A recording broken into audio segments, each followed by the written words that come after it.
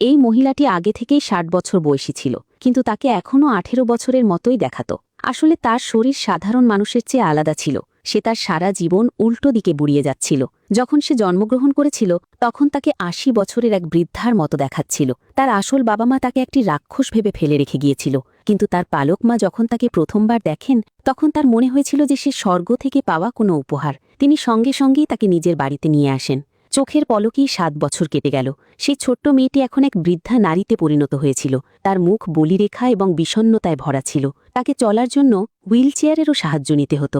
অন্য বাচ্চারা তাকে রাক্ষস বলে খেপাত এবং কেউই তার সাথে বন্ধুত্ব করতে চাইত না, যতক্ষণ না পর্যন্ত একটি ছোট্ট ছেলে তার জীবনে আসে। সে তার জীবন বদলাতে শুরু করে। আর ওই ছেলেটি তাকে একদমই ভয় পেত না।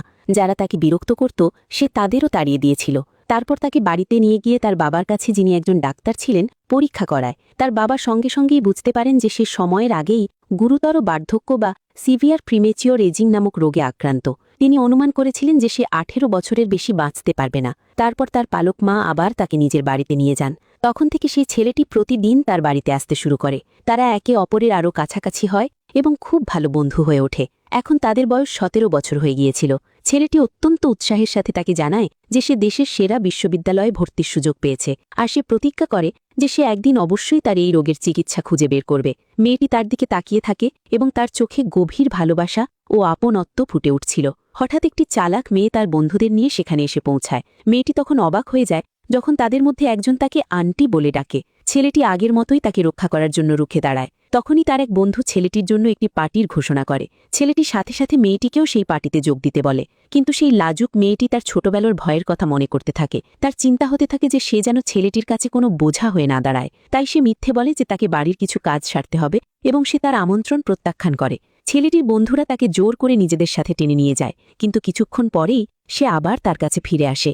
মেয়েটি গভীর কৌতূহল নিয়ে তাকে জিজ্ঞেস করে যে সে পার্টিতে যোগ দিচ্ছে না কেন।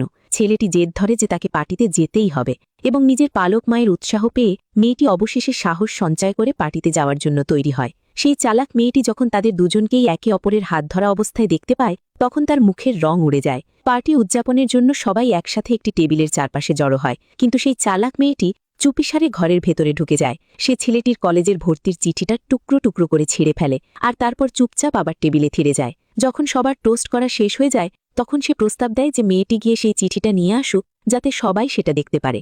ছেলেটি মাথা নাড়ে এবং মেয়েটি সাবধানে ঘরে ঢোকে। সে দেখে যে ছেলেটি জানালার বাইরে হাসি মুখে দাঁড়িয়ে আছে।